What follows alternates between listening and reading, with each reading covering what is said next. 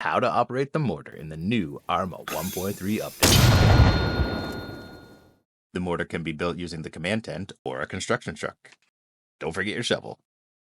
Make sure you have the following items: a compass, a map, a ruler and protractor, a radio, forward observer, friends not included, the mortar ballistic manual, smoke shells, carrying case for shells. All of these items can be acquired at the arsenal. Shells, case, and manual can also be found at the mortar site. Choose your target on the map. Send your forward observer to overwatch the target. For this demonstration, I'll be firing from my location at Gravette in an attempt to dislodge a sniper team overlooking the military hospital. Select the ruler icon from the map menu. We'll use this to determine our range and deflection. The first thing we want to measure is the deflection. This is the angle between north and your target. Place the hole in the center on your location. Using the pencil, click on your position and drag a line through your target beyond the edge of the protractor. Take your reading from the red numbers along the edge of the protractor. See here, the red line falls 2 marks short of the angle of 354, so we get an angle of 352. Look through the sights of your mortar. Set the deflection to the angle we just determined. The angle of deflection can be seen above the viewfinder. Next, we want to determine our range. This is the distance between you and your target. Using the ruler, we can determine that our range is roughly 600 meters. The ruler can also be rotated to measure more accurately or to measure other angles. Your range is dependent on 3 variables: the elevation of the mortar, the type of projectile being fired, and the number of charge rings.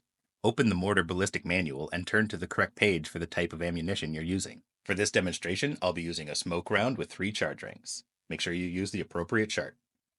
We want to use these 2 columns on the left. The first is your range to your target. The second column is the elevation of the mortar. Find the angle next to the range that you need. For this example, I've determined the angle that I need is 1376. Enter the viewfinder and set the elevation, located on the left, to the value we just determined. The range on the right side of the viewfinder is a rough estimate based on an explosive round with 4 charges. It can be used for a rough estimation or in a pinch in an emergency. Now you're ready to fire your first round.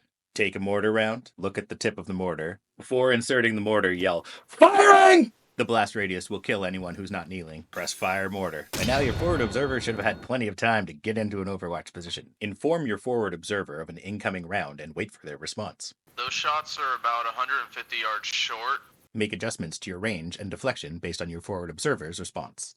From the center of the base. Increasing the elevation decreases the range. Decreasing the elevation increases the range. Big number short, small number far. Those smokes are landing shorter now. You had them closer before. Make sure to adjust the wrong way first. This will lure your enemy into a false sense of security. Those smokes were just short of the wall. Once you've determined you're on target, fire for effect. Nice. Oh, and one last thing. You'll need to rank up to captain to unlock explosive shells. And that's